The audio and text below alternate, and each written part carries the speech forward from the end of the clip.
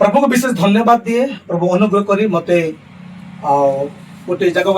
आनी पहुंचाई बर्तमान देखुए बर्तमान नुआ भाव एक स्टूडियो होती स्टूडियो परिचय मुझे आगे देवाई चाहे जहाँकर अनेक गीत सारा ओडिशा रे चहल पकाई से स्टूडियो हूँ स्टाइल स्टूडियो नुआगढ़ गजपति बर्तमान ये शिफ्ट होती नुआगढ़ ठार गोटे जगह आसी पहुंची अनेक गीत रेकर्ड हो संपर्क किसी बार्ता देवा पूर्व अनेक समय अकस्मात भाई कुमार मटन देह असुस्थ बा एक्सीडेंट होता संपर्क में साक्षात्कार निमित्त आसुच्छी बर्तमान स्टूडियो में पहुंची मो सहित सहित कथबार्ता करने आम दर्शक मान निमंते मुझे चाहूँगी बर्तमान भाई कुमार मटन स्टूडियो में पहुंची तो देखुं अकस्मात दिनकर घटनाटी घटीला अकस्मात एक्सीडेंट होता से जर्नी करथिला बेले आघात होता जे कि मृत्युर छड़ी पीड़ित अवस्था से बर्तमान थे प्रभु दया केवल करना महादया कर बर्तमान से जीवित अवस्था अच्छा सर आम निज ख्रीष्ट को स्वागत करूँ आपणकर दुख भरा खबर शुणी आम दुखित प्रकाश करूँ तो बर्तमान आप स्वास्थ्य केमती अच्छी सर्वप्रथम तो चैनल को धन्यवाद देवी आ कृतज्ञता ज्ञापन करे प्रभु को धन्यवाद दिए कि जो दिन मोर एक्सीडेंट है मु तो जापारे होश नाला 4 दिन पर्यंत जिते बड़े पाड़ाखंड सिक्काकुलम जिते ब्रह्मपुर गले ब्रह्मपुर डॉक्टर कहले कि 3 मास रहा कि स्पेशली केते जन प्रभु दास मैंने थे भाई थे से मैंने स्पेशल खाली ब्रेन पे ऑपरेशन न हो कि बिना ऑपरेशन रे जमती माने ठीक हो पारे से मेडिसिन द्वारा ठीक करने बोली आ से डिसाइड कला जड़े डॉक्टर आनला से ट्रीटमेंट हेली बर्तमान से ट्रीटमेंट से 10 दिन भीतर मत रेडी कले यहाँ प्रभुंर आशीर्वाद आपण मान विश्वासी विश्वासी मान जो प्रार्थना मत जो प्रेम करते से प्रार्थना मुझे वंचित अच्छी बर्तमान टिके दुर्बल हेले भी मोर जो आशा पूर्ण थिला कि स्टाइल स्टूडियो आमर जो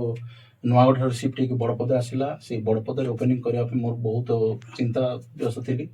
एमती मेडिकल ट्रीटमेंट बहुत खर्च बर्च होगा बर्तमान देह असुस्थ थे भी प्रभु सेवा कार्य में कम करने को चाहूली आसूँ लगुच रही अन्य मान युवापीढ़ी मान प्रभु सेवार गीत मध्यम प्रशंसा गौरव करने तेणु प्रभु साहाय्य कले आशीर्वाद कले बर्तमान देह असुस्थ हो कि सुस्थ हो प्रभु धन्यवाद देकी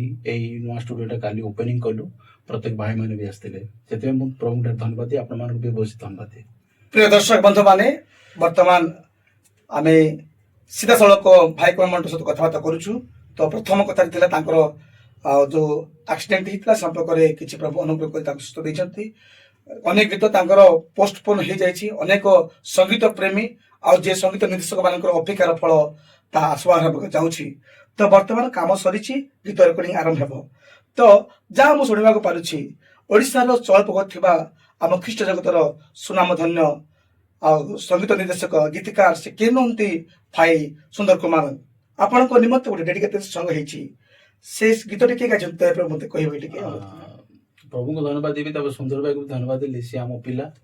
आम मिसिकी रहू सब खावा पीवा जोरे खावा पीवा आम सब सामान थाए